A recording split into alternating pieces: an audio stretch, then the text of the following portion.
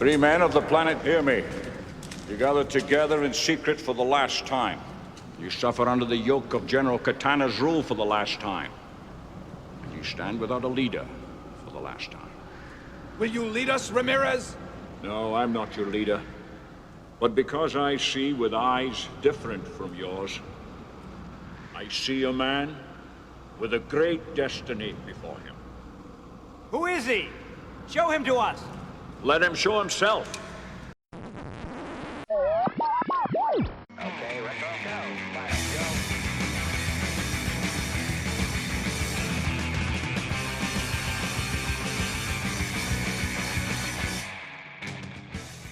Hello and welcome. Welcome and hello. This is Wait, You Haven't Seen?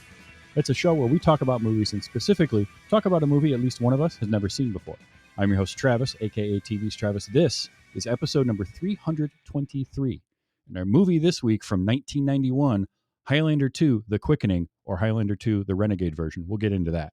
But here to talk with me about it, because he had not seen it, it's Gerry Tolbert. Gerry, how are you? Doing great. Excellent. All right.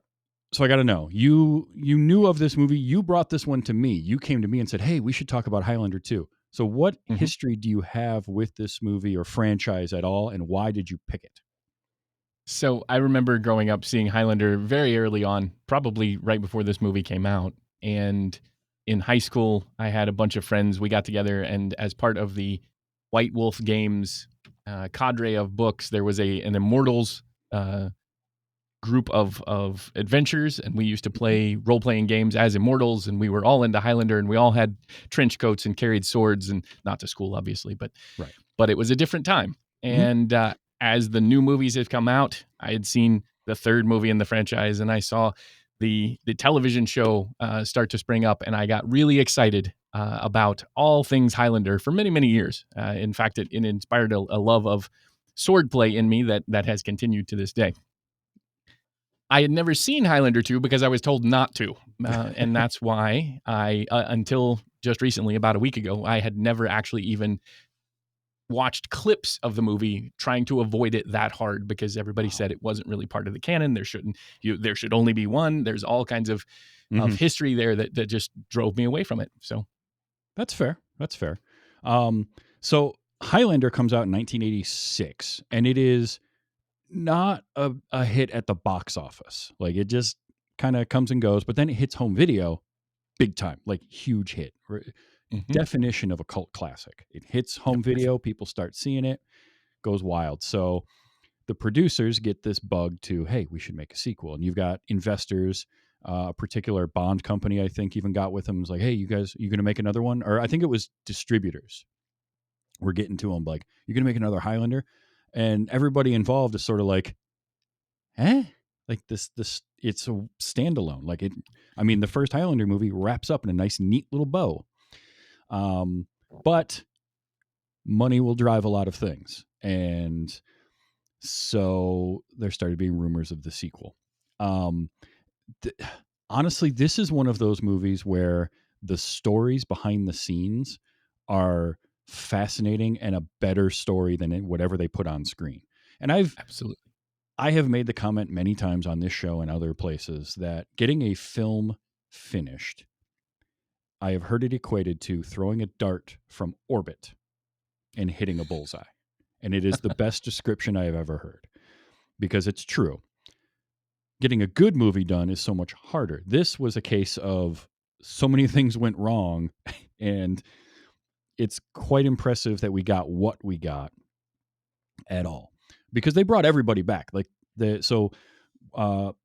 William Panzer and Peter Davis were the two producers that like kind of are behind the Highlander thing altogether.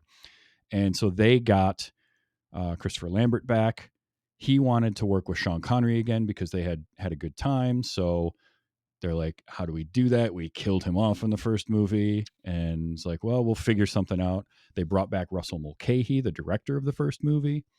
And it was like, all right, let's figure something out. Here is where they started to go wrong. Because I don't know how much you've read about this at all, but it was decided to film in Argentina. Mm-hmm. And it was decided to film in Argentina to save money because the exchange rate was really favorable. There was an Argentinian, a bit of a film industry down there. And it's not uncommon to pick where you shoot based on cost at all in the US or outside. Yeah, that turned out to be a terrible idea. Yeah, it sounds like they had some really amazing tax breaks, and then everybody started trying to use their leverage because of all the money that they were borrowing and all of the economic crash that occurred in Argentina that kind of reset the whole idea of who owned what. Yeah. Yeah, the contracts, the way they were written out, because they had a budget. I want to say the budget started somewhere around what the first movie was. First movie's budget was like 15 million. And I think they wanted to keep around that same budget. They were going to spend a little more to get Connery back, but that was at the behest, I think, also of some of the investors are like, we need Sean Connery. We want that name. And Lambert's like, I liked working with him. Let's get him back in there. So they paid him, I think he made like $3.5 million. Yeah, close to $4 million, and what I read said that he was on set for like 2 weeks. Yeah. I'm I like, think it was $4 million 9 days or for something 2 like that. weeks? Sign me up. Now, he did donate a lot of that money. And that's not the first time he's done that. When he came back to the James Bond franchise in 71 for Diamonds Are Forever, he did a similar thing. He had left the franchise, came back. They paid him at the time ridiculous $1.25 million to do Diamonds Are Forever. And he took that money and he used it for his art education foundation in Scotland. And I think he did a similar thing here, which is really cool. I really like that he would do that because, I mean, especially at this point, 1991, it's not like he needed money. Right. Yeah. I mean, he was very well established by that point. He was, Yeah. he wasn't hurting. I think too that I'm sure that the other perks of doing this movie, and again, no libel, no slander, but Argentina in the 90s, there had to be a ton of drugs flying around everywhere, and especially with the way that this movie looks and sounds, and everyone in it is acting. This was about as close to a drug-fueled nightmare as I could come. I have many times referred to this movie as the coked out fever dream of the Highlander franchise, which, Accurate. if you are into the Highlander franchise, is saying a lot. Absolutely. But it definitely feels that way. So they get Connery back. They have Lambert. Virginia Madsen, who plays Louise in this, has said in interviews she did this movie because she wanted to go to Argentina and she wanted to work with Sean Connery. Hey, Valid. it's good enough reason for it. They're going to pay her? Sure. And she was in a lot at this point, too. Because this would have been right around the same time. I think I want to say the next year was Candyman, and she had done Dune, and she had done like a whole bunch of stuff. Then they cast Michael Ironside to be the villain, Katana. Starting the trend, or continuing it, I guess, if you want, of all of the Highlander villains in the films having a K for their name. Because we had the Kurgan, and then Katana, which is incredibly on the nose. That feels like a first draft, like placeholder name, and just nobody changed it. Don't get me started on the katana, because this movie starts without the katana.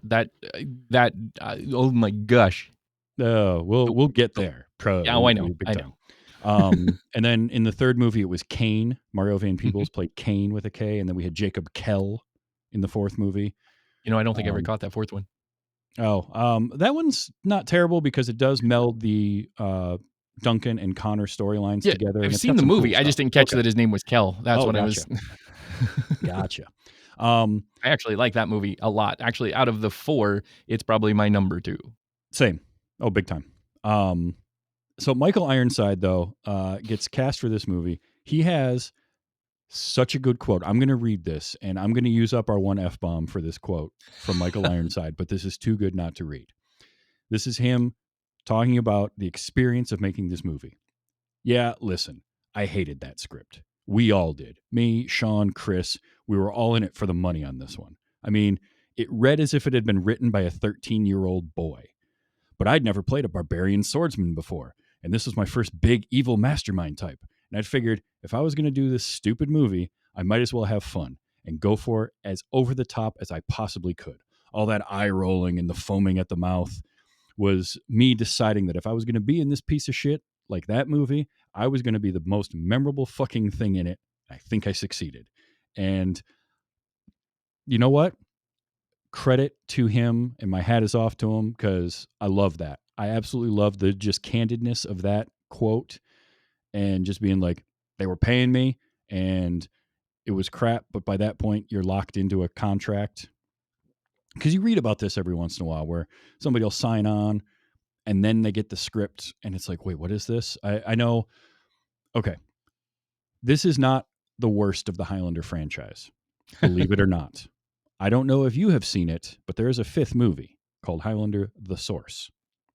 No, I have not seen that one. Okay. So Highlander the Source, it was kicked around for a while that it was going to be theatrical. Didn't get that release. Was going to go straight to Okay. video. Didn't go straight to video. Ended up going straight to Sci-Fi Channel. In 2007, Sci-Fi Channel.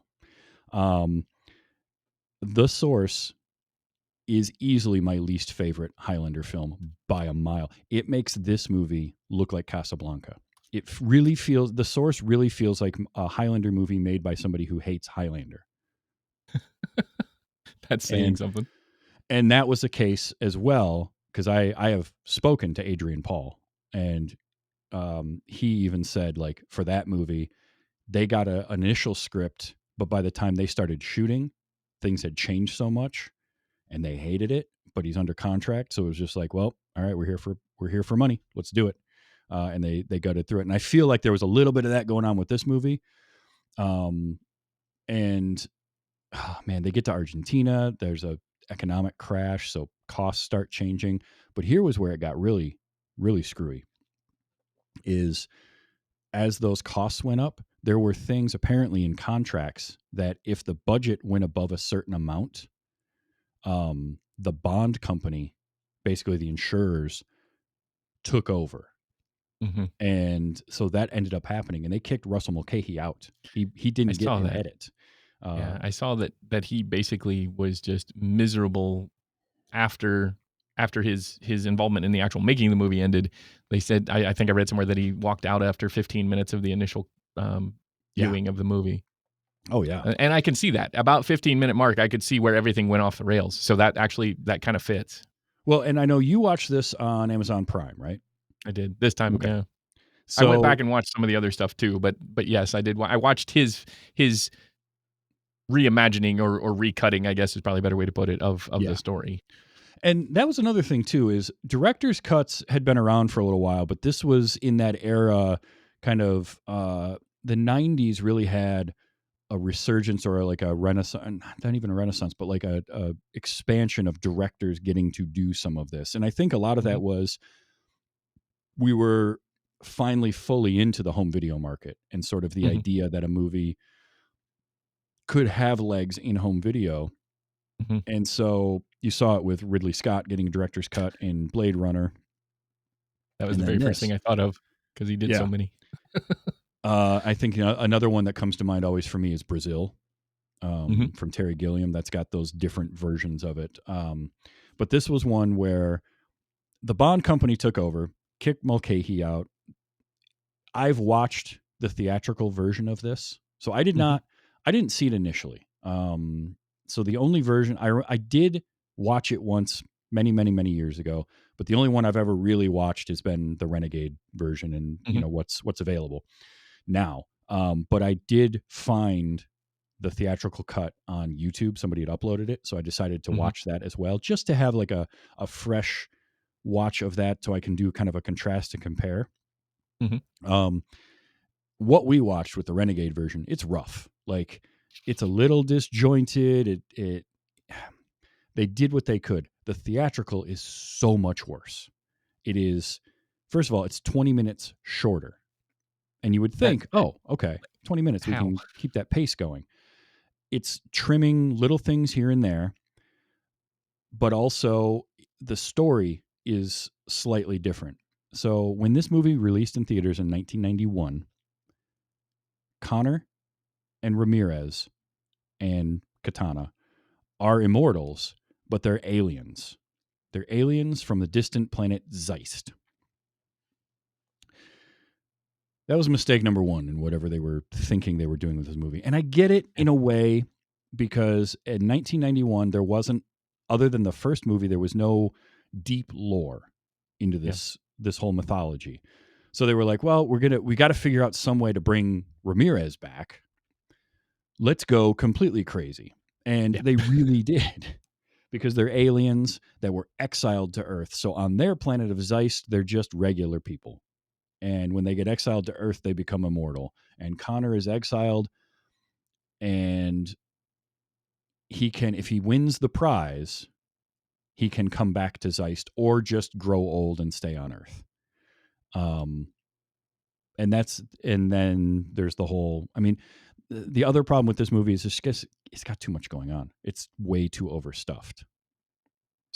Well, and like you said, there's the disjointed side of it. When the movie starts, when it opens on that opera scene, Mhm. and he's watching Wagner and he's old, it kind of I kind of thought to myself, wait a minute, I didn't think this was actually that connected to the original movie, because I remember at the end of the original movie he talks about I know everything, I can sense everything, I can read minds, I can communicate. Yep. And it said he can now grow old and that he can have children. And I was thinking, oh, well, maybe this is going to pick up. He's going to have all of this family. He's going to be old. And then it just, like, they took all of that and just squandered it. Mm-hmm.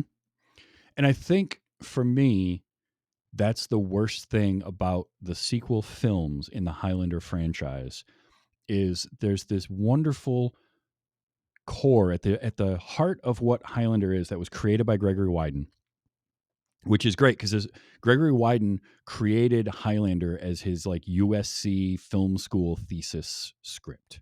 And then Davis Panzer picked it up and optioned it, and they made the movie, and the rest is history. And good. I did like, there was a interview I saw with Greg Wyden where he talked about in the early 90s, he would always introduce himself as Greg Wyden. I didn't write Highlander 2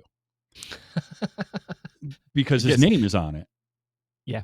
Because the characters were created by him, but he had no involvement in it, and that's hilarious. But like, he created this really cool idea, and there's so much you can do with that. And having done the Highlander podcast that I did with Audie Norman, talking about the series, one of the things we always loved with the series was they dove into that, and they dove into like these really existential questions about immortality. And even the first movie has a lot of that with the, who wants to live forever, and the idea of never growing old, but watching your loved ones grow old and die around you. And how would you make connections with people?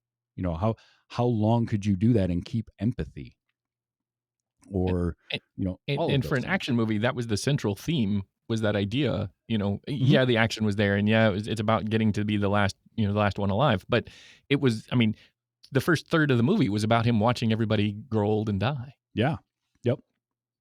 And so then they get to this, and they're just like, toss all that. Like none of that matters anymore. They're aliens now, and we're gonna put it in the far-flung future of 2024.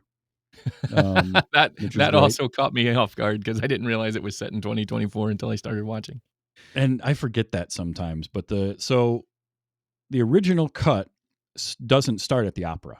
It actually starts with what we get later on in the movie, that flashback to them launching the.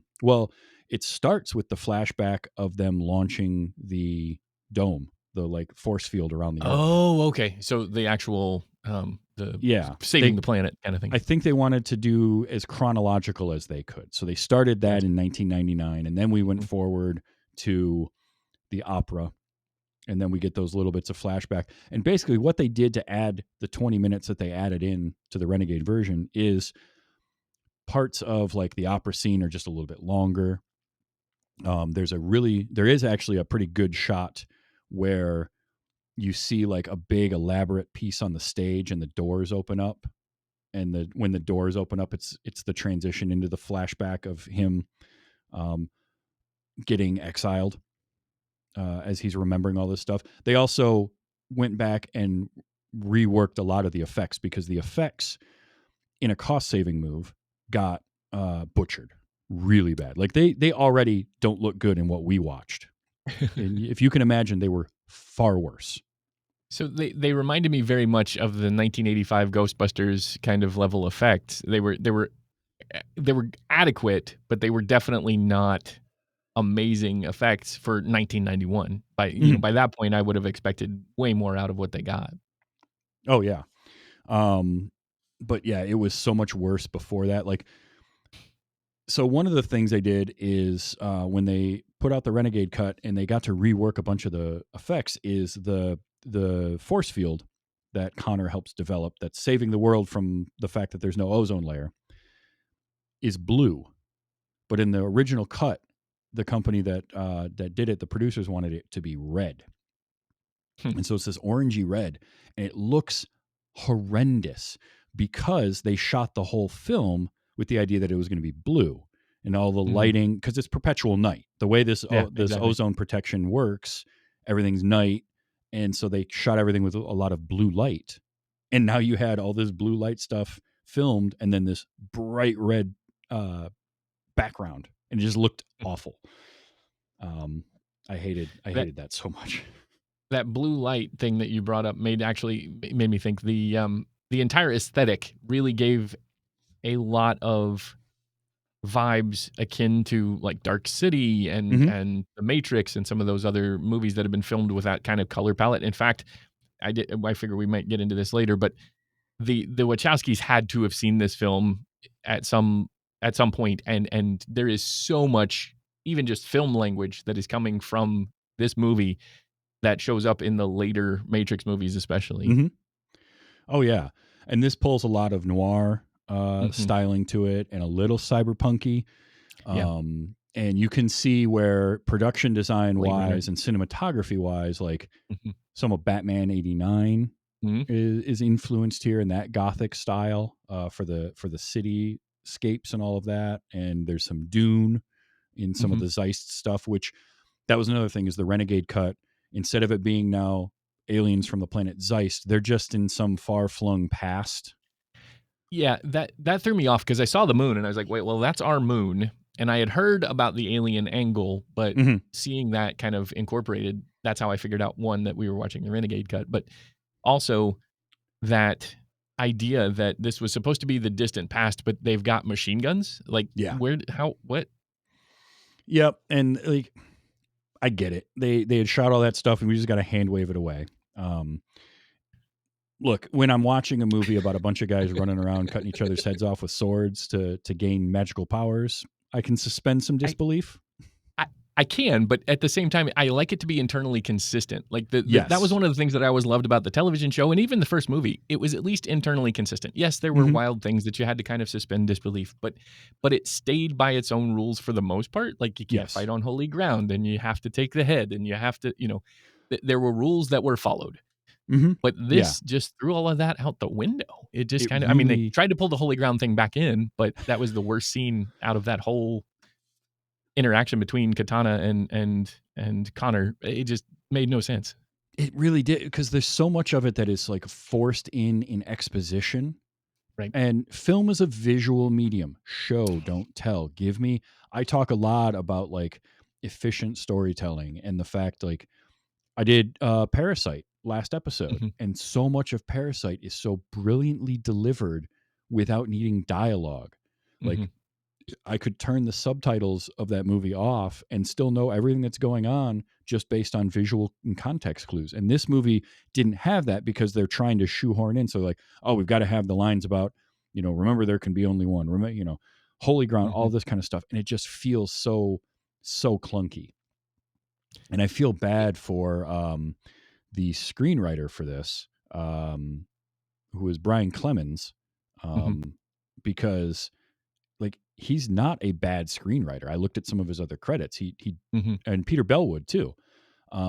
Peter Bellwood's got decent credits, but whatever they were working with, by the time they got done, it just ripped up and torn up and terrible.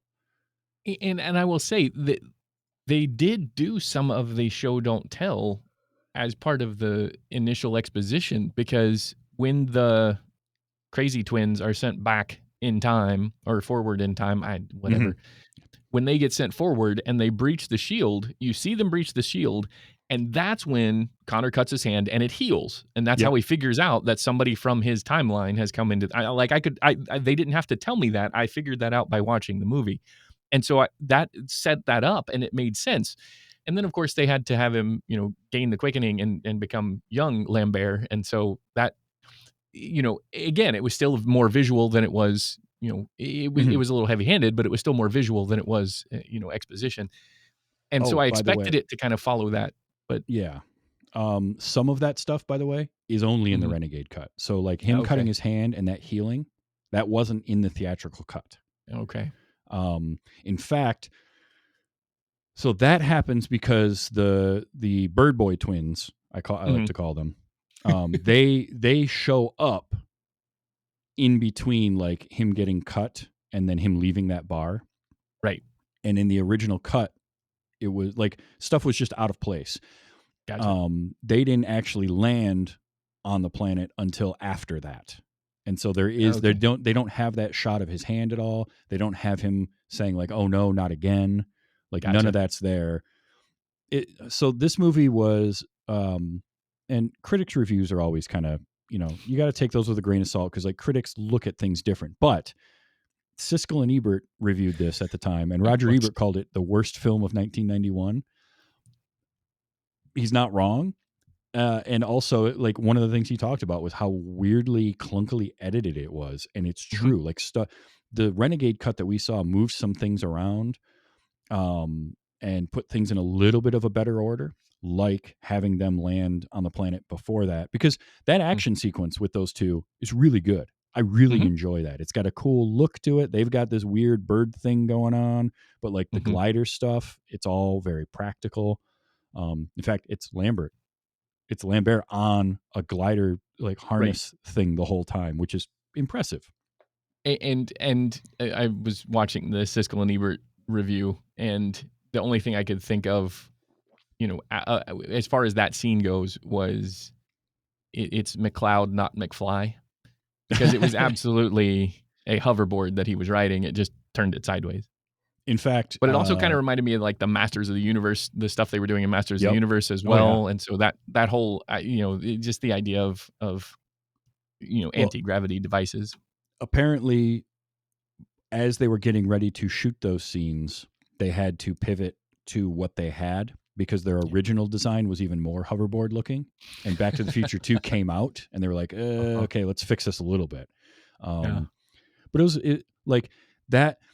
And those are the things that this movie does well. Russell Mulcahy has a very good visual style. I Mhm. love his directing style. I do wish he had stuck with the aspect ratio he used in the first movie and the lensing that he did, because Mhm. that first movie has some really cool kind of pushed in fisheye effect going on, and this Mhm. they went a little bit wider, a little more cinemascope, and it gives it still looks very good, but there was something more dynamic about what he did in that first movie.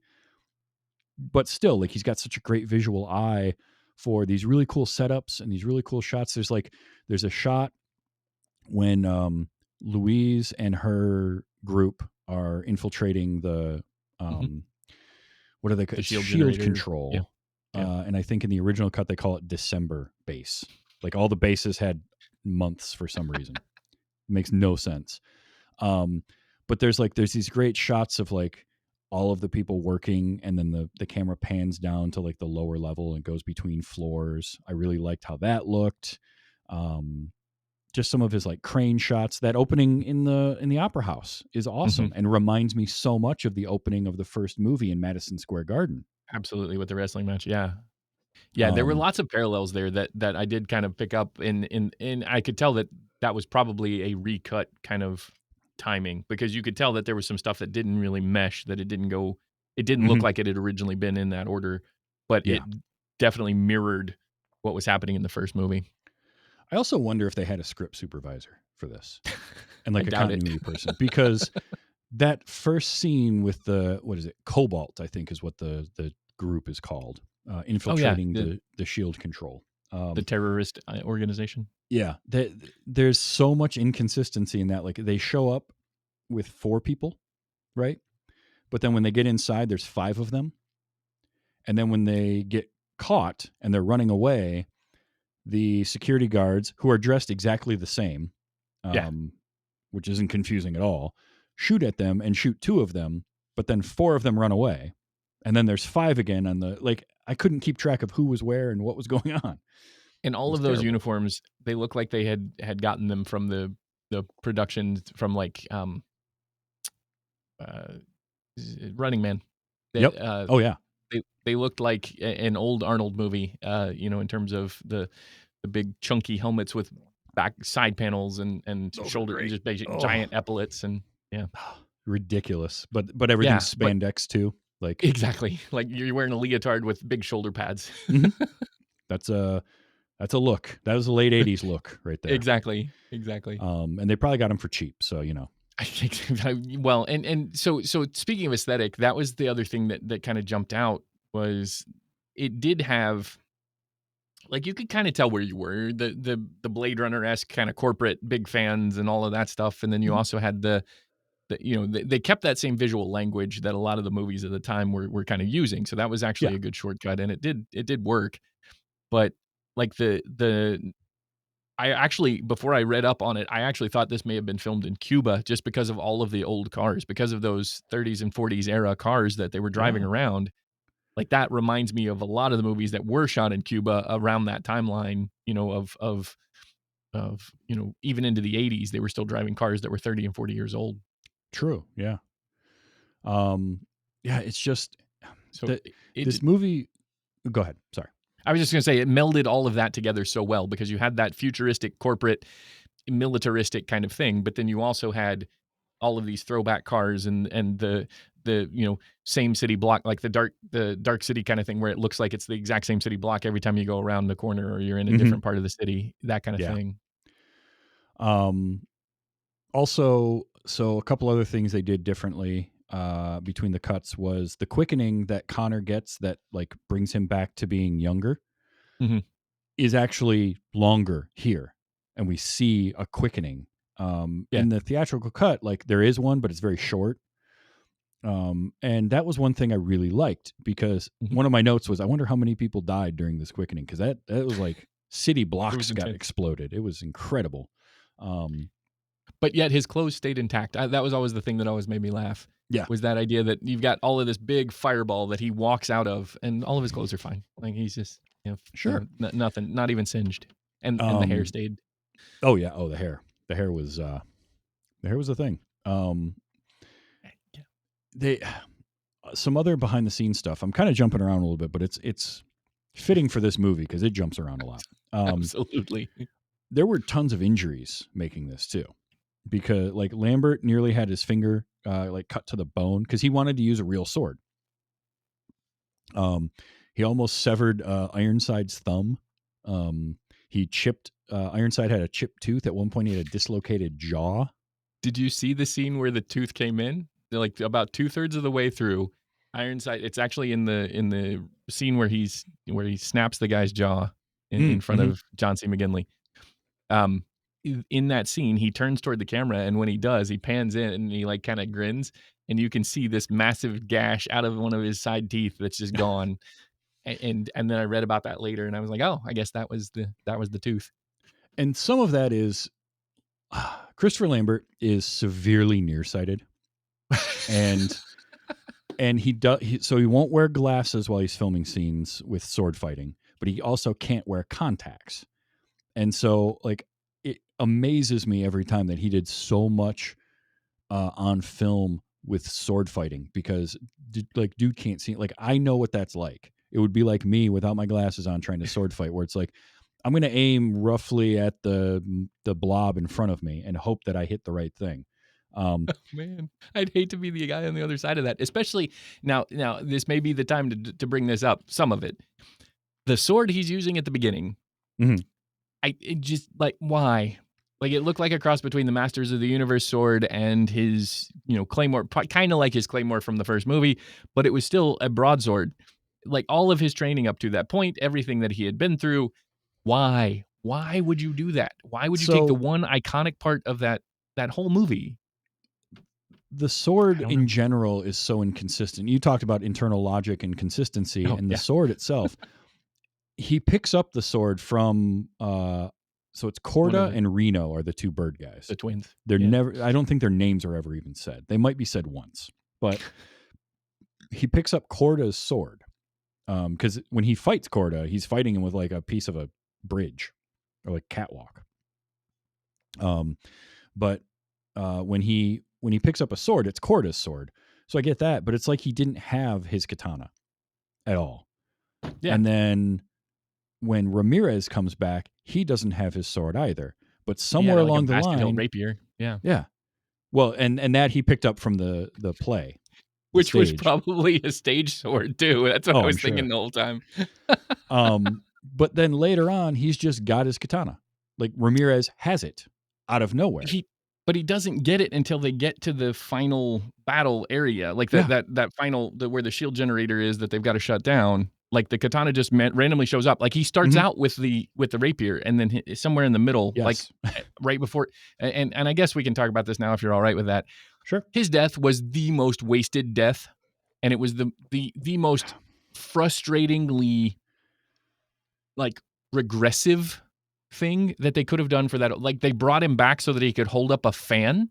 Yeah. So I Like, mentioned earlier that this movie is way overstuffed. Like there's just too much yeah, going on. yeah, And it's an hour and 40 minutes long. So you can imagine it being an hour 25, how much worse this would feel. yeah. But you have the competing storylines of like Katana and the exile and him wanting to just kill McLeod, which by the way, when he gets Corda and Reno and is like, hey, go kill McLeod. And the one guy's like, he's an old man. He'll be dead in a couple of weeks. I don't care. Go kill him. Like, no, listen to the dude. If you had just listened to him, your problems would be solved. Yeah. Um, but you've got that going on, plus the ozone layer thing. And like John C. McGinley, I love John C. McGinley. Always. Absolutely. Always. His character, completely useless in this, doesn't need to be there. He's almost comic relief, Yeah. in terms of how he comes across. Mm-hmm. And I read somewhere that he had purposefully done this very low voice for the character. And you can tell that it doesn't sound like his usual voice, and he's No, not at all. he's got that slime layer to him. But he really reminds me of like the RoboCop level corporate bosses, that kind of thing. So yeah, okay, how much of this feels like they saw some people saw like parts of RoboCop, they saw parts of Dune, Blade Runner, Batman, Mhm. and they were like, let's Mhm. just use all of that stuff. There's that, which I loved, the silly commercial for Afterlife Cooking or whatever, the Yes. psychic chef, but that felt Yes. like it was ripped right out of RoboCop. Absolutely. And the in-flight video that they show when Ramirez Yes. is flying across. Same Yeah, exact thing. That was such a that whole Paul setup. Verhoeven.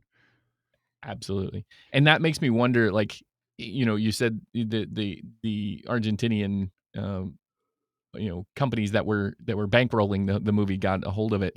That makes me wonder, like, how much time was passing before they were getting those movies? Like, was that what was rolling, the year before they started doing this editing? So they're just pulling from things that are actually popular right at the time that they're doing the editing, because that That sounds like could what be. happened. Yeah, Yeah. and they definitely like the Bond company cut this together to try and make the movie that they thought would make the most money to get Right. their money back, which they Is didn't at all. is this the 91 version of Transmorphers? Right? That idea of Oh, how do you make a movie that is not quite the movie but could still make money off of it? because and that's the frustrating thing is there's so many like there's moments of this that are great. Like Mhm. this movie has one of my favorite Immortals moments, which is it's it's really cool when McLeod and Ramirez have to break into a place and they decide we're just going to drive the car straight in and they just get all shot up, which is one of the most violent moments in the Highlander series in Mhm. general. Like for an R-rated series and decapitations and all that, it's not a super bloody series Not at all. of things, but this it was very visceral. But I loved all of that as a way like they're just going to Trojan horse their way in and then wake up in the morgue. And that moment is hilarious. And I definitely That caught some audio from that. But like that's a great idea. The problem is it's surrounded by terrible ideas. that morgue wake up scene. Oh man, it was a great relief valve from all of the stuff that was going on because, but you could have like the last 2/3 of the movie, you could just turn on Benny Hill, Yakety Sax, and just let it Oh run yeah. because they're just constantly like thing to thing to thing to thing to thing, and none of it is tied together, and none of it, I don't know. But that scene actually did make me laugh out loud, Oh yeah. But you're right. especially Like, the yeah, and the guy passing out. But you're right. yeah, Like it's then followed up by a horrendously terrible use of you spend you bring back Ramirez, right, right? You go through all the machinations and all the things to get him there to basically 86 him the first chance you get in the right. dumbest way possible. Like if you're going to do some sort of a self-sacrifice, okay, I get that. Maybe, although I don't even know that I would necessarily have done that in the first place, but they do it and it's just dumb. And it's like, well, what was the point of bringing him back? The point of bringing him back was to have Sean Connery in the movie, Right. and it just felt cheap and it felt useless. And it's like, I mean, They and on top wasted of that, him and McLeod don't get any time to. They don't see each other for 45 minutes of this movie. exactly. They wasted that first 45 minutes having him go through a Pretty Woman glow up for getting his suit and his be able to drink his scotch and smoke his cigar.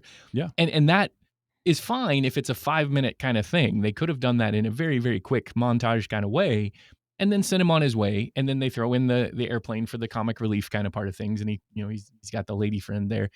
And I get that. That may have been Connery himself trying to talk about those things. Maybe he wanted it to be more lighthearted.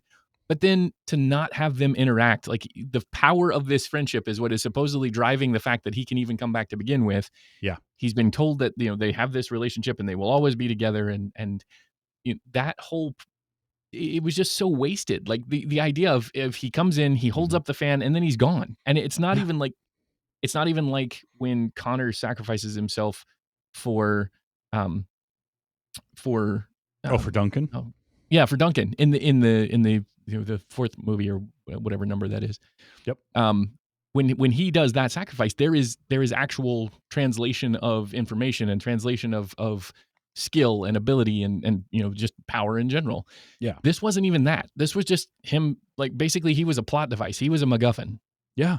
Yeah. And it's just you can have him show up, and obviously he comes back, he's in Glencoe. Okay, that makes sense. I liked that little nugget. Like that's where he died, that's where he comes back. Yeah. But then the movie forgets about him for half an hour and then comes back. And it's the same thing with Katana. Katana could have been a really cool villain on the level of the Kurgan Mm-hmm. because, like Clancy Brown, Michael Ironside understood the assignment and really went Absolutely. for it. But he's not in the movie for long stretches, and you forget about him. And then he does show up and he does something crazy like the subway train thing, which he did that stunt, by the way. The crashing through, Oh that was my Michael gosh. Ironside, because you mentioned earlier drugs being a problem. The Oh yeah. stunt man that was hired ended up getting fired from the film because he got like hooked on coke. He had a cocaine problem and they fired him, and Ironside was like, I'll just do the stunt. And so I actually saw like behind the scenes footage of Michael Ironside literally being, all right, I'll count it in. And he's in full gear. And then he just jumps straight up in the air and slams down on the floor. Like, credit to him for going for that, for sure. Yeah. But that That whole scene feels silly, but it would work, and it would work so much better if it was in act one. Yeah. Instead of at nearly the 1 hour mark. Yeah. And because that they both used a lot of stuff from the first movie and also didn't quite understand what made that first movie work pacing wise. Mhm. And that's where a lot of it is a problem. The theatrical cut has the final 2 sword fights that we get Mhm. combined into one. So you want to talk about confusing. Yeah. It's very confusing because those sword fights took place at different locations With no continuity. and there's no continuity. Like halfway through the fight at the end in the theatrical cut, Connor suddenly has a different sword and they're in a different location out of nowhere, Absolutely. because Yeah. we don't even like that didn't have any of the going above the shield driving. That whole sequence is gone Oh my where they're gosh. driving and they fight on the truck and all of that. Yeah. That's all only in the Renegade version. And them climbing up the long shaft and Mountain. getting Yeah. above and seeing all that, that's all only in the Renegade version. So like audiences in 91 didn't even get any of that. And that's a bummer because at least that gives us a little something to go. And it still feels disjointed. Like there's the whole moment where they fought on the truck, and then the next scene, Katana's back talking to Blake at the. Gotcha. Okay, so And that's where he comes in. That's the one where he lifts him up and throws him out the window. yeah, and there's also like that creates the problem of, I guess everything's just taking place within a few miles of itself, Right. which I always think is hilarious. Like, oh yeah, we got to go to the place to go above the shield. It's right around the corner. It's an hour away. Well, not only that, when he gives him the coordinates, if you ever look those up, because I did, because that's the kind of nerd I am, it's the middle of the Atlantic Ocean. Right.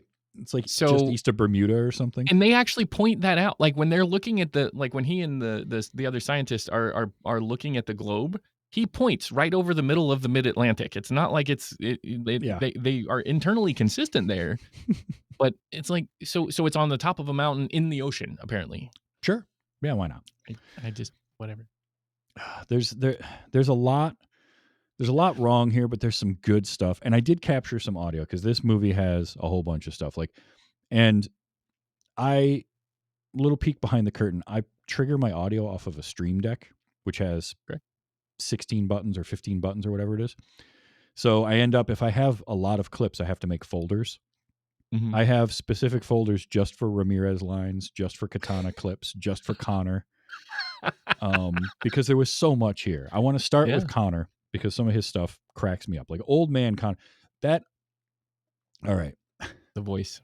The voice. That old man voice he was doing. What was that? I'm trying to find a comparison, like in terms of other theatrical. Like I could see maybe like the Crones in theater. Like I could see that kind of like this came across as, and I don't know how much as much about him as I probably should, but how much theater he had done prior to this, but that came across as a very theatrical kind of thing. His acting in that scene, and his acting most of the time, is very much more that close theatrical play kind of acting to me than really getting into a character and coming across as, you know, he's in the Van Damme and Steven Seagal kind of camp of acting. So Yeah, for sure. But we have the whole thing in the opera, and then the guy comes up to him after, wakes him up out of his flashbacks, and we get this little exchange. The show is over. I thought so too, Charlie. I really did. You really did what? You thought the show was over, but you were asleep. Come on, Grandpa, let's go home. well, and I took that to mean that he was talking about the fact that he'd killed the Kurgan. Mm-hmm. Yeah. It was, and then the but it bar didn't make too. sense out of that context. Yeah. So that makes me wonder then if they changed how the movie opened, like that line would make no sense at all in the theatrical cut. And it makes less sense in the theatrical. Yeah. And it's shorter too, like, because that's where the camera's pulling back, and you get kind of a second time where he says, "I thought so too," and then "I thought so." Like we only get the first one of those, and then it cuts. Just a lot of terrible choices made. But he eventually, drives his Porsche, goes to that bar, walks into the bar, flips on some Queen. Got to have Queen in a Highlander movie. So, so before we dive into that, this is also reminded me, and I'll be quick.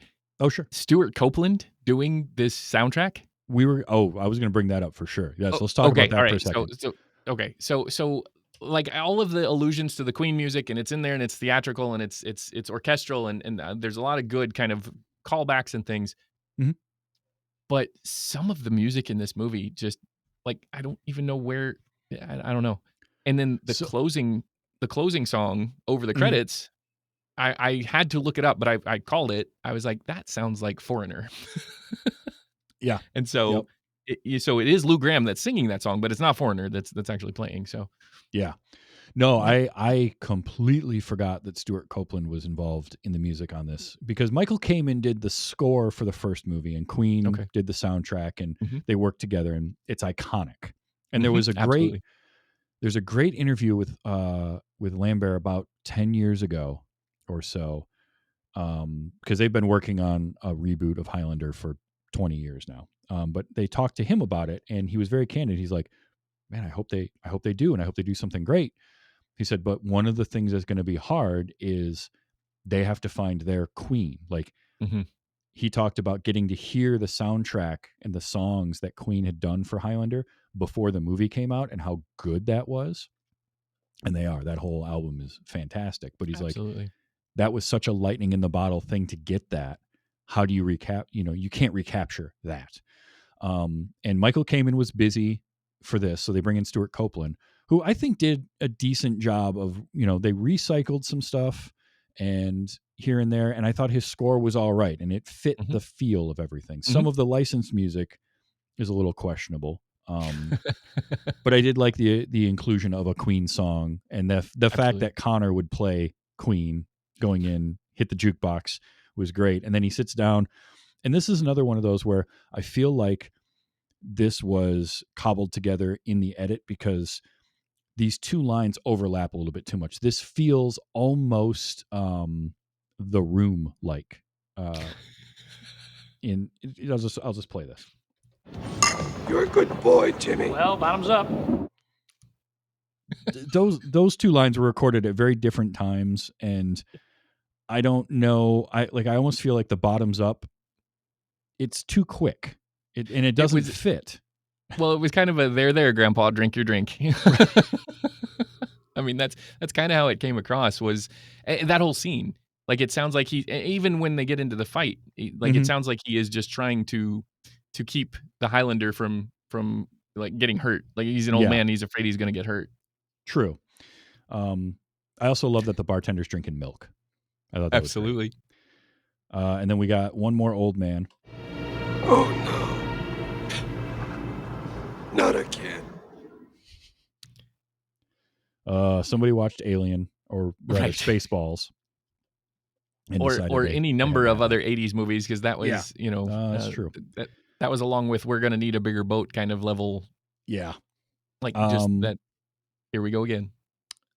So many Connor moments. Recycling lines even, like, Let's say it's a kind of magic. It's a kind of magic. All right, but it doesn't hit the same here as it did in the first movie. That's one of my favorite moments in that first Highlander movie, when the World War II it's the World War II flashback. Yeah. When he tells the little girl, hey, it's a kind of magic. Like, I love that. I also liked this when he introduces himself to Louise after the quickening. I'm Connor MacLeod of the Clan MacLeod. Yeah, but are you? Because you're also an alien, I think. Right. Or from the distant something. It's weird.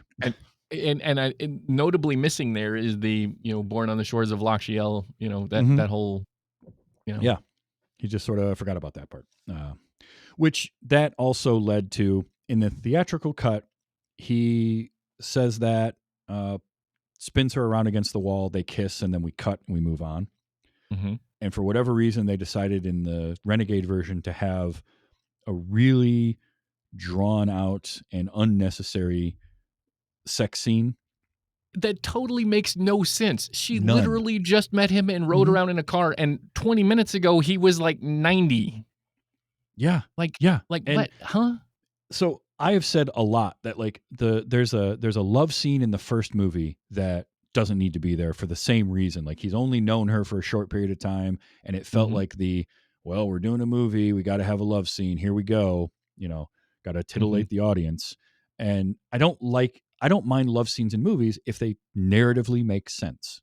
Right. That one doesn't. This one, less so. Like, this one is just awful. Not at all. Like, it does not make any sense at all. I barely seeing them kissing each other made sense. Like, that, I could buy it's the stress of the situation, and you gotta yada yada yada, whatever.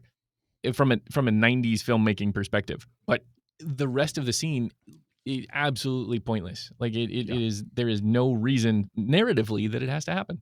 Nope, and it just goes on for too long as well. I did like this line. I had some very disturbing news. Did somebody die? Unfortunately not. That's pretty good. I got to give him credit for that one. That's a good one. Later on, when he talks to Katana. And now I'm back to square one. Immortal. Again.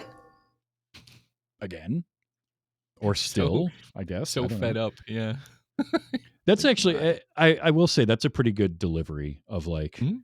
he got what he thought was, being mortal, and now, nope, he's not anymore. I kind of like that.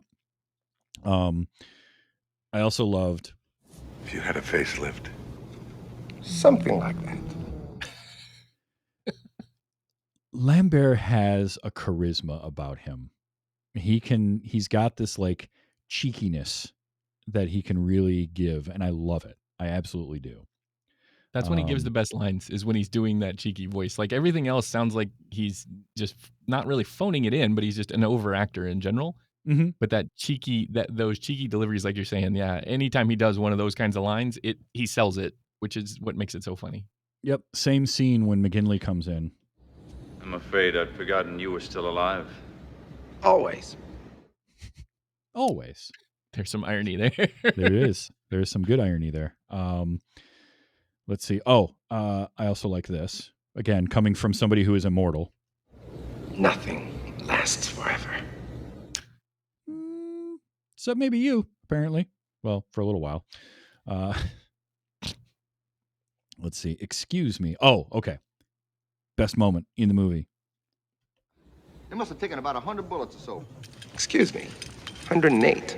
112 myself. Ramirez always got to one up him.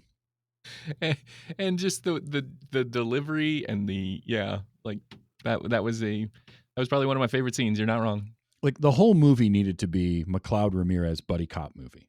That's I a was good thinking movie. that exact same thing. Yeah, that would be the movie that I would have, especially with Connery. That would have used him to his full capacity at that point, and he was already sold. Like, I mean, obviously, if he's doing all of the things that he's doing in the movie, that at least gives him something that he could still be the comic relief. Mm-hmm. Oh, absolutely. I love capturing laughs. Like stage laughs and fake laughs are always good. There's a good number of them here, but Lambert has my favorite, probably outside of Nick Cage. My favorite sort of signature laughing is Lambert doing that. That is never not going to be funny to me ever. And it's also unmistakable. You know exactly who that is. Mm-hmm. Speaking of laughs in this one, Ironside's laugh, his evil laugh in this movie, that got me every time he did it. It was hilarious. Oh yeah. Oh, and I've got one of those for sure. The most iconic line from the entirety of the franchise, when it's delivered by Lambert at the end of the movie, and I hate to say it, but here it's just, There can be only one. I feel like somebody should have been like, "Hey, Chris, you want to do one more? Can we Right. do another one? Is that really what you want to go with?" The gap before he said it. Like, I knew he was going to say it the whole time, Yeah. but it's Oh, just yeah. like they drew it out and drew it out and drew it out and drew it out. I'm like, And this is then- when it always happens. That's how it works. Like, And then it comes out like a wet fart. It was just terrible. It was it was terrible. such a wasted moment. Like I said, all of this prep, all of this potential, and no payoff whatsoever. No. This a whole different conversation, but it is the emotional edging equivalent. Mm-hmm.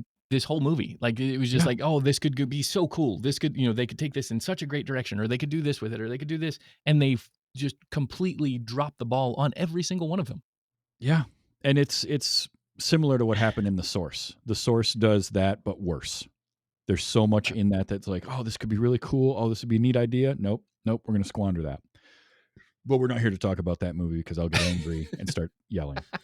But I have Michael Ironside. I have Michael Ironside clips because he went for it.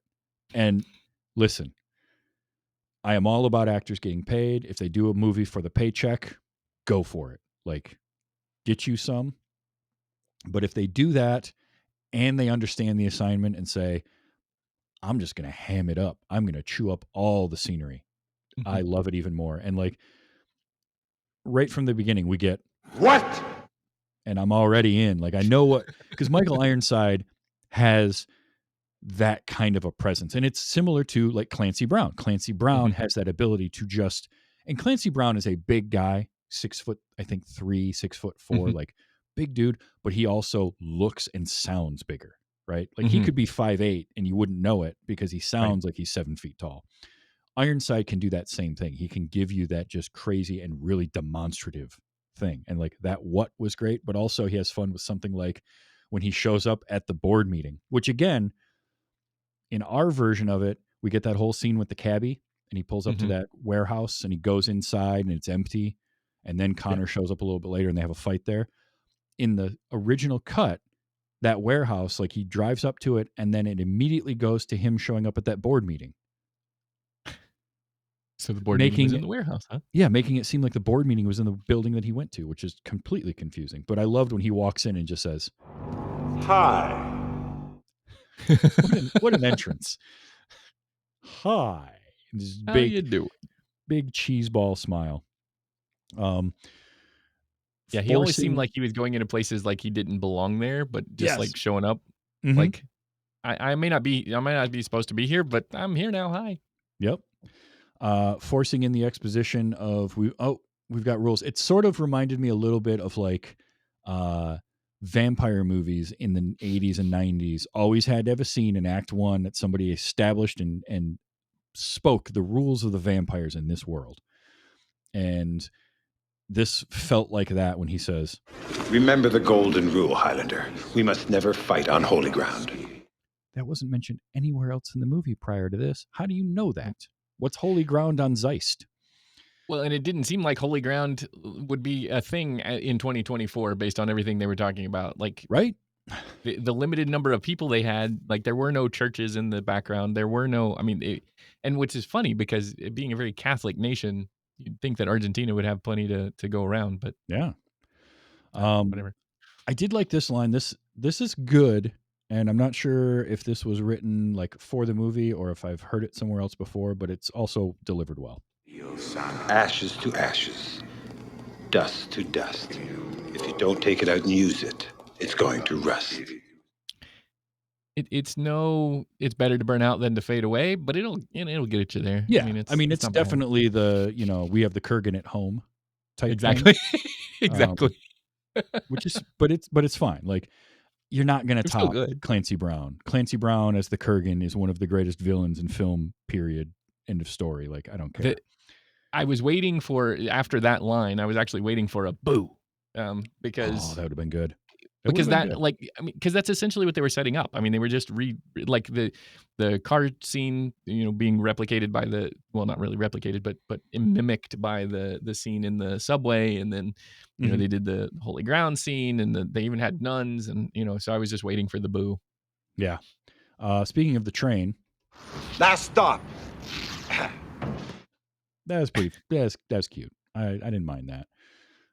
That's also much more extended in the Renegade version. Like it's just a longer, that whole train sequence is longer with him driving it and people falling out the back, and it's bloodier. There's a lot more there. That was exactly what I was going to say. The gore factor for that section of the movie was absolutely ramped up. That was another one where it had the Verhoeven kind of oh yeah, just eyes popping out and all of that kind of stuff. Yeah, ridiculous, like cartoonish violence. Yes. One of the things with the Highlander franchise that does kind of drive me up a wall a little bit is I get that it's called Highlander and Connor and Duncan are the Highlanders, but no one else is. And it's funny whenever I hear like the Immortals referred to as Highlanders, because they're not all Highlanders. Connor is because he was from the Highlands of Scotland. That's why the name came up. But when Katana shows up at the board meeting, and first of all, the way he dispatches that one dude is the weirdest kill I've ever seen. Like it's the guy puts up no effort whatsoever to like stop him. He just put his hands in his mouth for a little bit and killed him, I guess. Well, part of what he did there, he actually, and this is the doctor speaking here, I guess.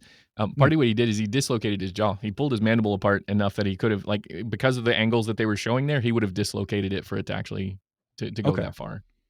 So he was essentially like, I'm kind of surprised at that point. I was expecting him to rip his tongue out. Basically, that's what I was expecting him to do. So he went King Kong on him, is what you're saying. Kind of, yeah. I mean, Okay. it was, or Cactus Jack. But Oh yeah. the, Oh man, didn't think the about that. mandible claw. But Um, yeah, it was again. Like you said though, it was over the top, and he absolutely sold every bit of it. Being oh yeah. just like it was more of a the psychological horror of it at that point, especially Mhm. for John C. McGinley. That was the whole point. I mean, he was just trying to weird him out. Yeah. But then he sits down, and when McGinley asks what he wants, and he says, The Highlander. Right. that means nothing to that guy. Right. Saying that's like me sitting down next to you and being like, I want it would have been hilarious if this had been made like 10 years later when the Toyota Highlander was actually a thing. And he could have been like, we can get you one. It's not a problem. We've got a couple on the lot in back. Like, that would have been funny. Or if he just turned his head, looked at him, and said, "Who?" Yeah. I mean, that Well, yeah, that because would then have we been get enough. that line, Wilson, where are we on the Highlander thing? Because, it just doesn't make any sense, but Right. that's fine. When he does come back later and he does finally dispatch Blake, John C. McGinley's character, and he throws him out a window and then says, Then again, maybe not. it was just that smile as he walks away.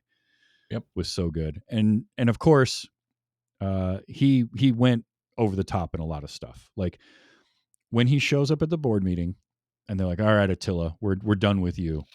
And the guy shoots him, which cracked me up because I'm pretty sure that character and also possibly that actor had never fired a gun before. Did not appear so. Yes. Because he is wincing and it was hilarious, but he shoots him. And of course he's an immortal. So he just gets back up and he gets up and then he says, Yes! oh, I loved it. I loved that. There's a yes. We had a nice over the top one of those.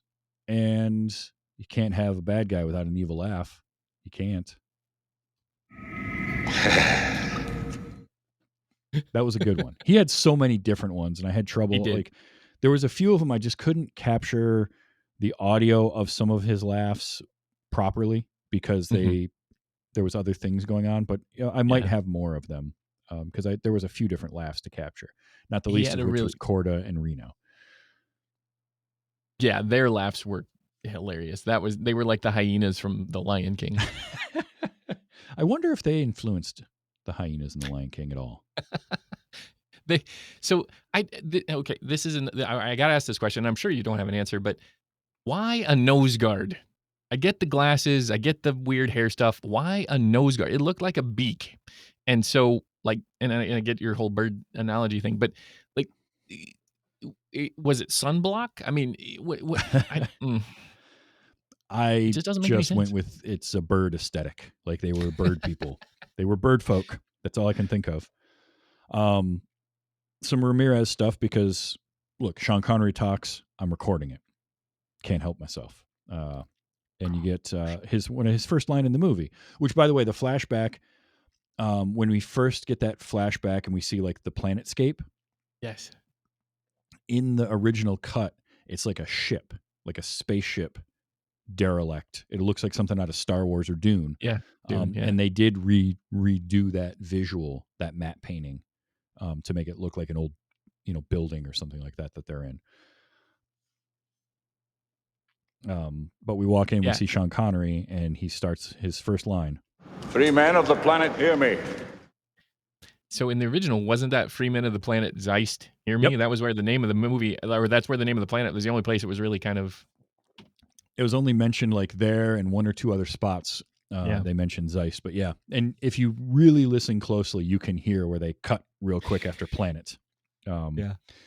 Because if I'm on Earth and it's the only planet that we know of, I'm not saying free men of the planet. Like, right. It just sounds silly. Like they could have just said free men, hear me. I mean, it just, yep. Yeah. The quickening in the Highlander lore is obviously the accumulation of the knowledge and it's the passing of all that. And here they did this weird thing with the quickening as a sort of magical bond between Ramirez and Connor. They play it down a lot more in the the Renegade version. The cut that we watched, it's not like in the theatrical. It was a lot more of this is what the quickening is, and yeah, when he writes on his forehead and tells him, We are now as one. well, congratulations, guys. Congratulations. Where's the honeymoon? Is what Exactly. I want. You do you. Yeah. That was another Lion King moment, though. Like that idea. It really of, was. Let me draw a symbol on your forehead, and then he's Yep. just going to hold him up over his head.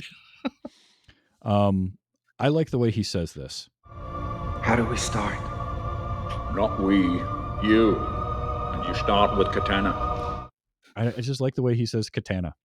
I don't know why. You start with katana.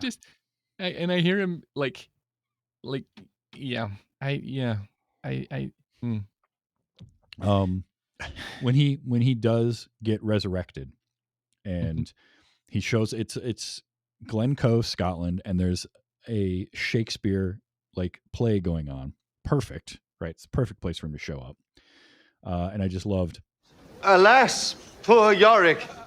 I knew him, Horatio.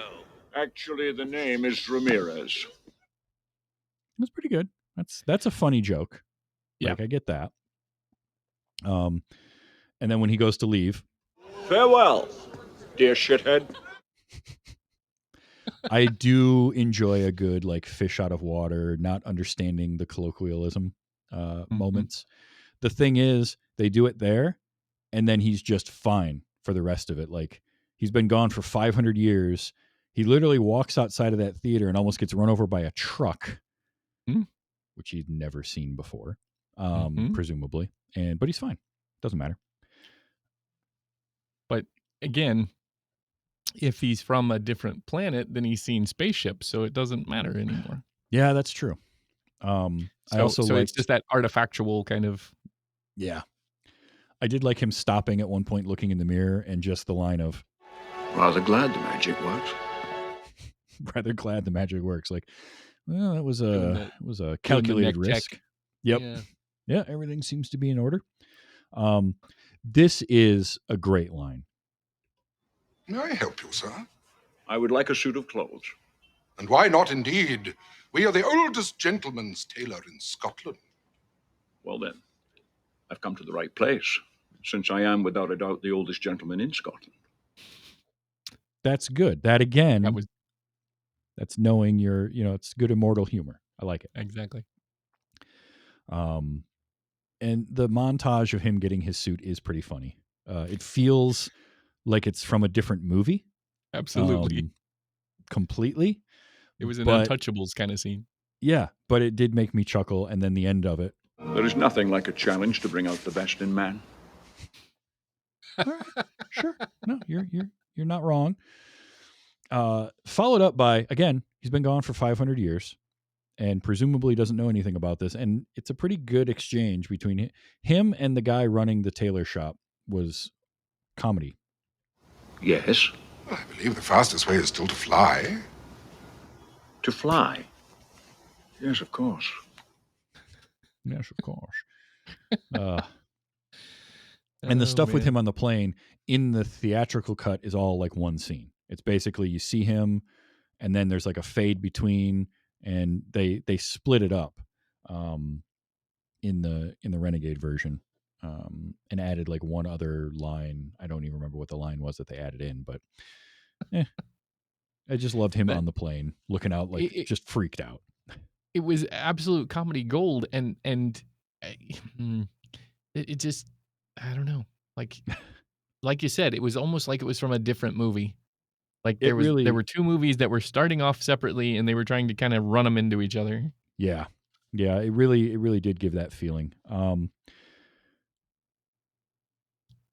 he ends it. The last thing with Connery, and it really kills me because, as you mentioned, like it's such a letdown of a self-sacrifice in such a cliched and really utterly useless way, because it doesn't get. They had to force them into a room, first of all.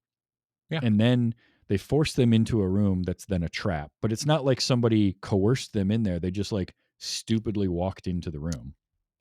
And then closed the door behind themselves. Yeah. and then there's a fan blade, and he somehow has the magic ability to stop that by focusing his life energy into, I don't know. The movie didn't care either. Like, Nope. and I'm on record as being fine with movies you don't have to explain everything to me. But sometimes I need a little bit. Or, as you mentioned, some internal consistency. This is not an ability any immortal has ever had prior to now. But his, as Stigma has said, his Scottish bagpipe powers allowed him to channel and push that up. So can we talk about the fact that they were playing Amazing Grace on the bagpipes? Yeah. Because that's a famous recording of Amazing Grace. Like, they could have picked any bagpipe song they wanted, but they picked the most famous recording of Amazing Grace on the bagpipes and played that over him dying. Mm-hmm. His name is Juan Sanchez Villalobos Ramirez. His name is not Highlander. It's the wrong guy. I know. I know. And that was a Sean Connery thing, not a Ramirez thing. The silliness of the Scotsman playing the Egyptian with a Spanish name, whose best friend is French American who's playing a Scotsman, is never lost on me in the Highlander mythos. But yeah, the whole bagpipe thing was pretty funny. But then, like, as he's holding that up, right, and he's using all of his force powers, because that's basically what it is, to hold that fan at bay while they leave, which they take forever to do. They take their time leaving the room and then stop and look back at him and even ask him, "Will I ever see you again?" Who knows, Highlander? Who knows? And gives him a wink, right? Who knows, Highlander? Setting up the third movie. But also, at that time, and this is another one of those continuity things, his sword is buried, blade down, in the ground in front of him. Yep. Mm-hmm. But somehow it gets in Connor's hand later. Right. Just as they're running down the hallway. He's got it. Just crazy. But that who knows is absolutely 100%. Look, if this movie does well, I'll be back. Right. If we get enough money, I'll be back. Spoiler alert, it didn't. No. Not surprisingly. Some other shoehorned in exposition was in their exile early in the movie. Mm-hmm. All of which was recorded after the fact, and it's hilarious to me because you've got those three priests, the triumvirate that they're in front of, that don't say anything. Yeah, their mouths never move except for when they yell at Michael Ironside once. Yeah. So it's some disembodied voice being like, "An exile into the future." Okay, sure, that's how that works. And also, again, originally on Zeiss, they were just mortals, and then when they go to Earth, they become immortal. And that was actually even said, like, you will go to Earth where you will be immortal. And in here, they just say, "As you well know, for many years we have exiled those rebels and criminals who, like you, possess this unholy immortality."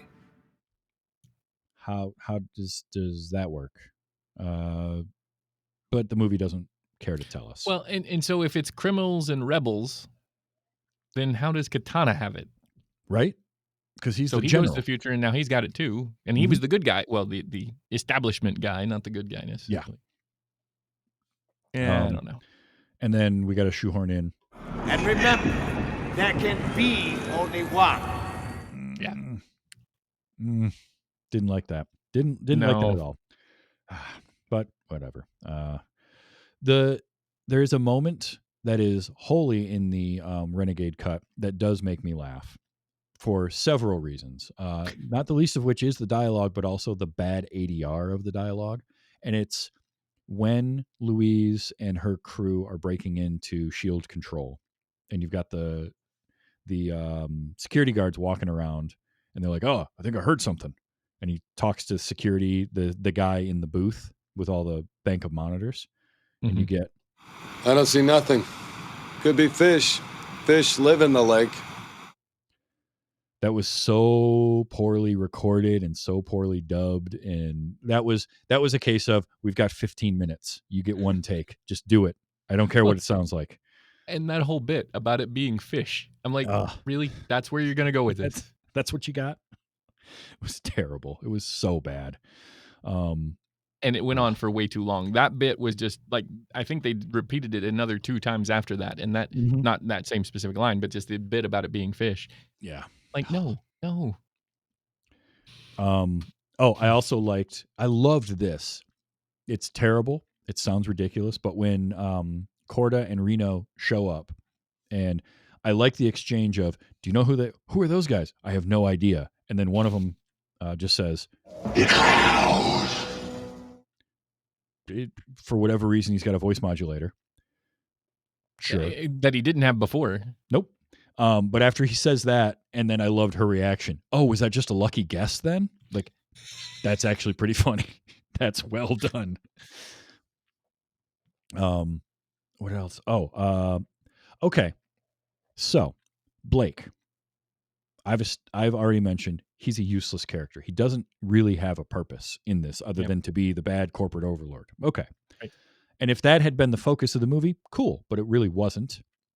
And so it just felt forced. But he's able to see like everything going on all the time, right? That's the whole thing with Connor's friend Naaman, is he knows everything that's going on. So then we get this moment with him and Katana.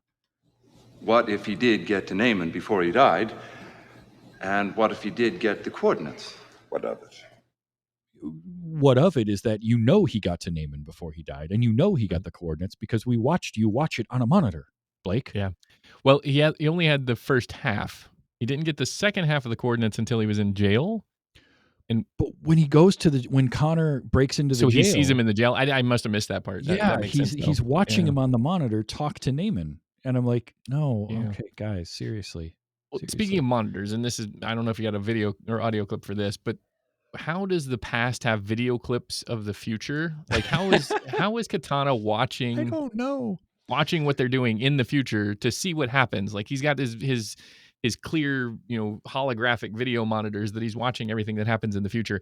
If he's got that, wouldn't he already be able to see himself going forward and know that he's going to die and decide, nope, I'm not going to do that this time? And the funny thing is, he doesn't have that video feed of anything in the Zeist cut. In theatrical, he doesn't see anything. He just like knows that they failed and decides to go on his own. But they added that in to this, and you're right. Why couldn't he just like, hey, can you fast forward it like an hour and a half? I just want to see what happens after like that. Even a couple years in the future. I mean, you could see if the shield was still there. You'd know. Right. Like, I loved. Wilson, could we get on the Highlander thing as soon as possible? Just placate this guy, because if we don't, he's going to kill us all.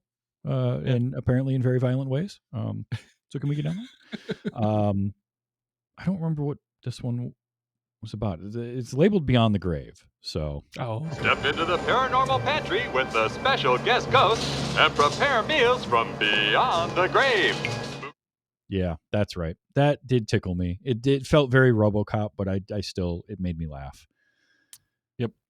The whole bit. It does go on for a little too long though. Like, it definitely didn't need to be there. Right. Well, they could have tightened it up. I mean, it was still a very good bit, and you needed all the pieces to really make it make sense, but they had a bunch of gaps in there that could have been kind of tightened up. Yeah. The other bit, and I don't know if you got a recording of this or not, but the airline, the in-flight movie, when they put the bags over their heads. Yes. Oh, it was so good. The smoke mask or whatever. Yes.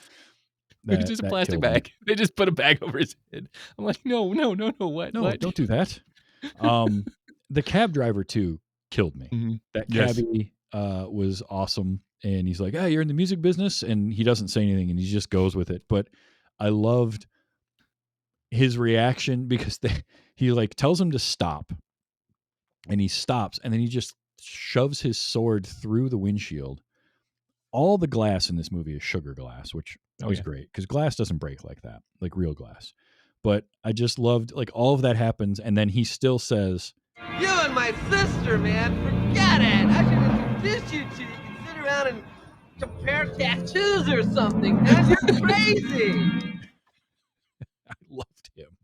Compare tattoos. I love it. Oh, my sister, man, it's crazy. I loved him. That begs the question. Well, it doesn't really beg the question, but it encourages the question. If wounds heal so quickly, can immortals get tattoos? You know, I don't know. That'd be a good question. Because I've seen immortals in with tattoos, stuff yeah. with tattoos. So like the whole Raven series, they're like that's half the cast. Yeah. I got a bunch of like funny noises and laughs because there was a lot of them in this movie. Yes, This was a John C. McGinley one. Just a little huff, a little scoff was great. We also had his death scene. There was a few of them, but this one is scream was great. Yeah. That I'm keeping that forever. I need Yeah. that as like an alert on something. Yes. It's so good. This was just silly noises is what I labeled this as.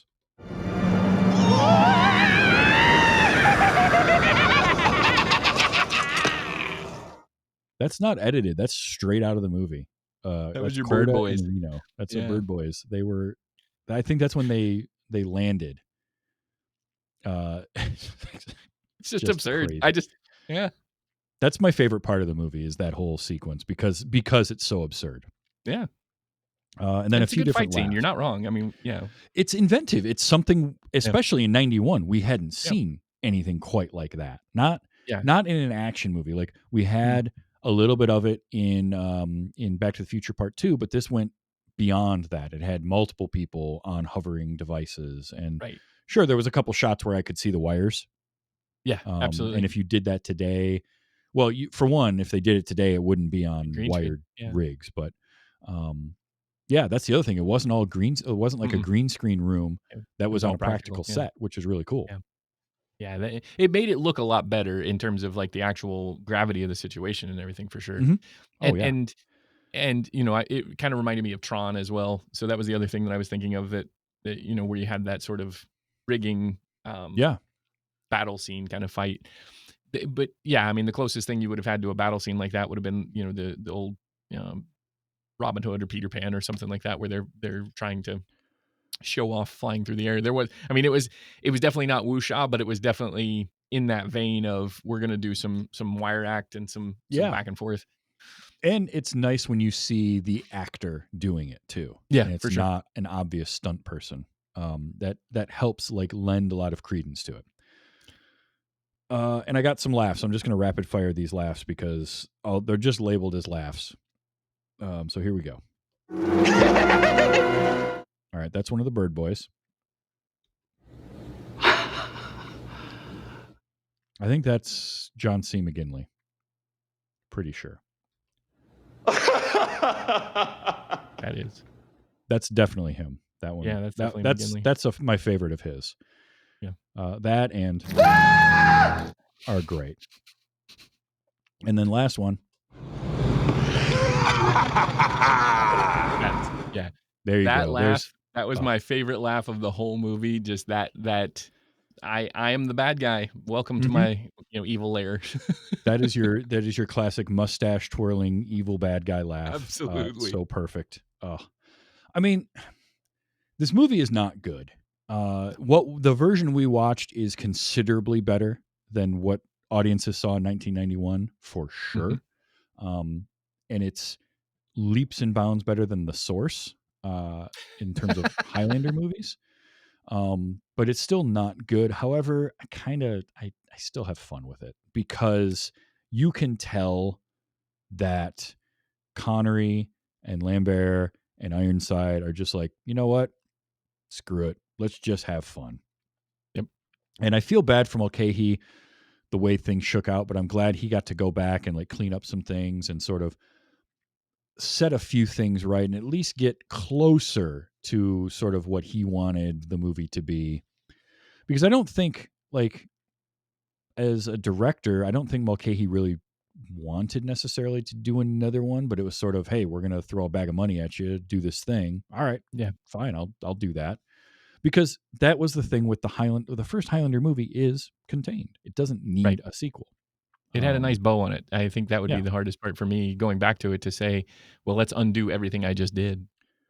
Yeah, and that's the worst part is it's the wasted potential and the idea that like let's undo everything we did in the first movie. Yeah. And I really hate to see that. Like, it's one thing, I give it credit for trying something, for going in a Right. direction and Right. really committing to going in that direction. But sometimes that is not, those left turns are not worth taking. Right. And there's so many other directions you could have gone with this idea of immortals that would have been really interesting and compelling. Plus, just completely disregarding like all of the very human parts of it, Right. the existential things and the psychological stuff behind immortality that to me is really fascinating. This idea of how do you keep a moral compass Right. When when nothing matters. Yeah. yeah, how do you not just fall into nihilism when literally nothing you do is going to matter and everything's just going to fade away and die around you? And that's those were things that the series dove into and had Mhm. characters. You had like a character like Brian Cullen in the series. He's Yep. only in one episode, but like here he is as the greatest swordsman in all of Europe. But the character ends up as this drugged, strung out, druggy drunk because he's tired of everyone always wanting to fight him and Yep. always winning because he just doesn't lose.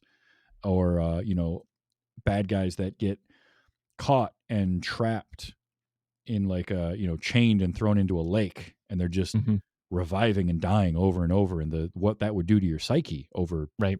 80 years or 150 years or whatever of that constant cycle. Like that kind of stuff is really interesting. The kid that died, I'm trying to remember his name. Yeah. Yep. Where he was like basically perpetually 12. Yeah. Yeah, the whole idea of that, like, Yeah. really cool stuff that they dove into, and I'm glad that Mhm. they did. That's And kind of what ruined this for me, though, was seeing all of that storytelling and seeing where they could have gone with it. Mhm, mhm. You know, and I know you can't compare that kind of stuff because time had passed and there were, the storytelling was different and that kind of thing. But that really did ruin this for me in that I saw the potential. I knew what they could do with Yeah. the story, and then to see them do what they did, it's kind of like, oh, geez, why would you do that? And honestly, like, I think even back in 91, like, if I were going to see something like this at the time as a fan of the first movie, I would have been really upset with like, Mhm. there's so much you could have done and you didn't. Absolutely. And which is why I'm really curious to see what happens with this new version that is set to start shooting soon. Yeah, the Henry Cavill stuff. Yeah, because Henry Cavill is the type of guy that he really gets into a fandom and he really Mhm. goes for the thing that he's in. And Mhm. Chad Stahelski as a director, same way. And Chad Stahelski knows how to direct action. We know that from all the John Wick stuff. Yeah. So putting those two together, and it's one of those where I will believe that the movie exists when I can go and watch it because I have been hearing about it for almost 20 years. Like, Yep. long ago enough that at one point Gerard Butler was in the running to play Yep. Connor. Yep. And all of it, but I'm holding out hope that it's going to be well done. And I'm really curious because the other thing with this whole idea of immortality is through the ages and how it changes as technology changes Mhm. too, which is fascinating to me. The idea that like in a surveillance state, how would Yep. you get by and not get noticed? The ubiquity of cell phone cameras and just photography in general. Photography, cell phone cameras, biometrics, like all Yeah. of those things that can single you out. How do you Yeah. you can't just do what Connor did in the first movie and Mhm. just change your signature. Well, but that was a very elegant solution for that kind of problem. I mean, Mhm.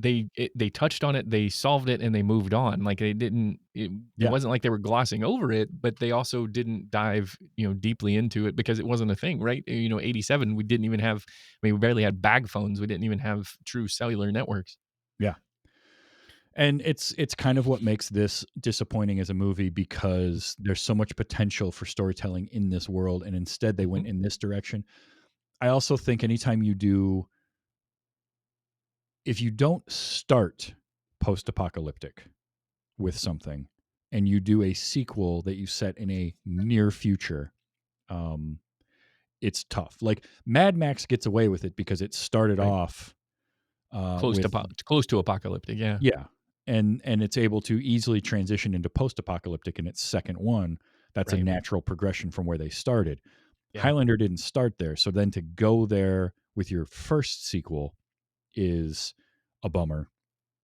And it's why the only other movie that's worse also does the same thing. And the source is set in like an indistinct semi-future.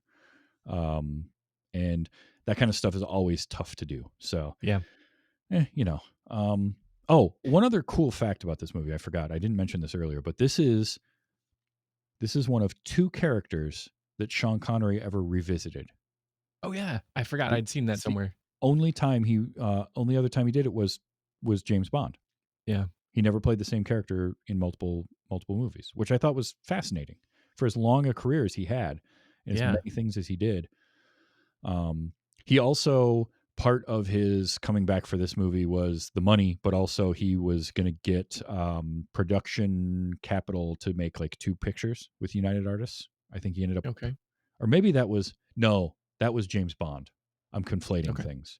That was when he came back for Bond. I was going to say that this seems like one of those things where he got his money and ran away quickly. I mean, I would have. Yeah. I would have too. More power to him. And you know what? I bet you there's a bunch of artists in Scotland that benefited from that. And if Absolutely. if that's the case, totally, learning that he donated so much of his salary, like from this movie to something like that, makes me glad that this movie got made. If for no other reason than that. So also, it makes me glad this movie got made because we got to talk about it, and I got to make you watch it, or you decided to watch it and come talk to me about it. But because I do feel like movies like this have a place, as bad as they can be. There is something to the, like, it's like a train wreck or a car wreck where you can't really look away and you're fascinated by everything that goes wrong behind the scenes too. And then to see the final product of like what happened. And really to see that they actually came out with a final product. As many things as went wrong, the fact that this actually got made and got put out, distributed, that is amazing. Mm-hmm. And so, and it's a franchise that has endured. I mean, 86 is the first movie. It's still going. There hasn't been anything new for a little while, but we're getting close. So it has its fans. As bad as these sequels got, somehow people kept coming back to it. And I think that lends itself and really solidifies the idea that the mythos and the ideas and the world that Highlander can be is really fascinating, because by all accounts, this should have killed the franchise. And instead, they were able to spin into, we're going to do a series. Lambert doesn't want to come back for the series, but he'll do a passing of the torch to Adrian Paul, who goes on and does it for 6 seasons and a movie, and really, really does something really, really great. And if you haven't watched Highlander the series, like, it's got its rough patches, but when it's good, it's real good. I have watched it multiple times through. In fact, I watched most of it in the original run, and then caught in everything else in since streaming became a thing. And it's great. And Adrian Paul looks fondly back on all of that. I got to interview him last year and talk to him about it, which was really cool. And there's a great video of his on YouTube where he talks about making The Source. And he talks about what I mentioned earlier, where, they got a script, signed on, and then they got the final script and how bad it was. And he's doing this whole video. It's like 2 minutes long, talking about it. And he goes, but I did walk away with something all right. And he shrugs his shoulders and he puts the jacket that he wore in the movie on and just like, have a good one, and walks away. Like, it's so good. It's so perfect. And look, if you do watch the series, I got a whole 100 and something episodes of a podcast where Audie Norman and I break it down and talk about it. We have so much fun geeking out over that, and all the movies too. I'm quite a few of those as well. Yeah, I'm a huge Highlander fan. And as bad as they are, I still watch all of them except The Source. I will try to not watch that one ever again. Moments in it, there's clips in it to watch, but as a movie, no. But did they ever drift off to the second star to the right and go on to heaven? Oh man, did you see the alternate ending for this? I watched the alternate ending right before I got on with you. That was the first time I had seen it. Oh, it's rough. Oh, it's so bad. So cringy. Like Oh, blue man. screen, like very, very Peter Pan kind of moment. Like, Yeah, and to see the behind the scenes, it's literally Christopher Lambert in a harness on a blue screen. Like, it's it's rough. And the voiceover by Sean Connery, that's even... Like, what we got was rough enough, and that was Right. somehow worse. Like, Like, there how do you isn't take a movie that's already bad and end it even worse? So this is streaming on Prime. If you really feel like you should watch it, watch it with friends. Have some. If you drink, Popcorn. have a few drinks, get some popcorn, sit down, watch. This is on that level of The Room and other like so bad it's good. Sit around and watch and make fun of type movies because it really is. But also you got Michael Ironside just hamming it up. So. But Gerry, thank you so much for being here. This was fun. It's been too long since you've been on. I'm glad we finally got you back on. We talked about it in Vegas, and I was like, all right, let's do this. Yep. Thanks for having me. I had a blast, and getting to watch this movie in this context made it worth it. Perfect. What do you got going on you want to let people know about? I know you got a project coming up soon.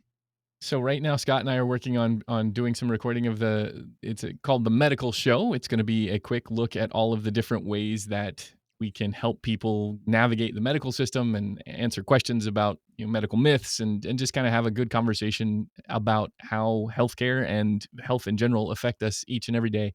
So eventually it will be out on most podcast platforms. We're also going to have it on YouTube. If you go to themedical.show, it'll take you right to the website.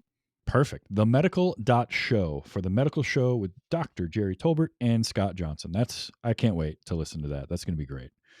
Well, thank you so much for being here. This has been fun. Next week, I believe the plan as of now for next episode is for me to go back to some Wes Anderson action with Phil Keating and Amy Frost, my Wes Anderson parents. I don't know which movie yet.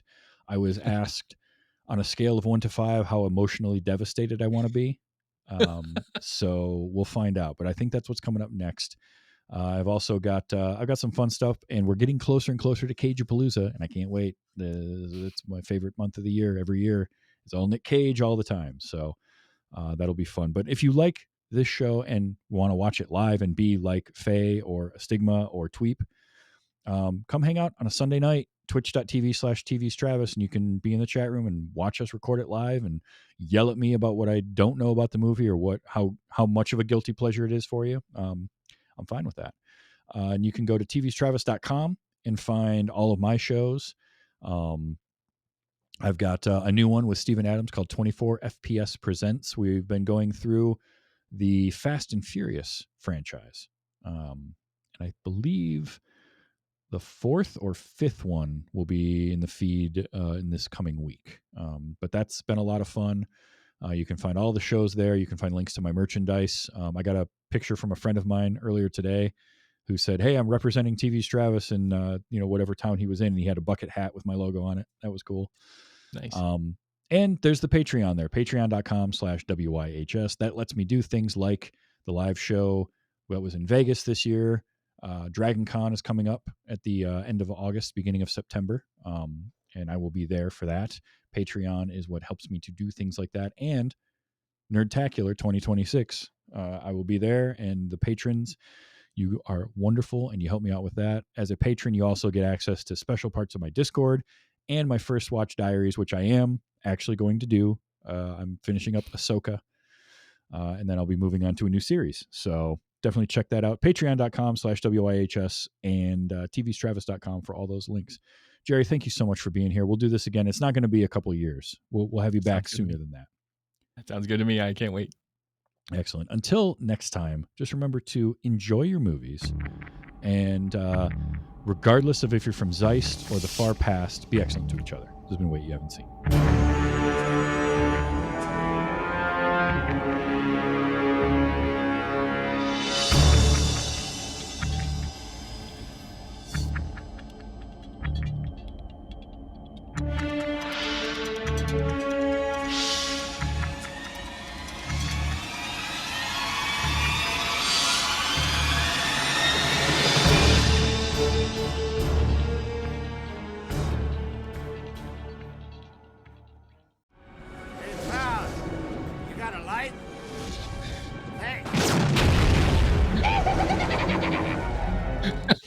why would you even ask that? The most ridiculous thing. So yeah.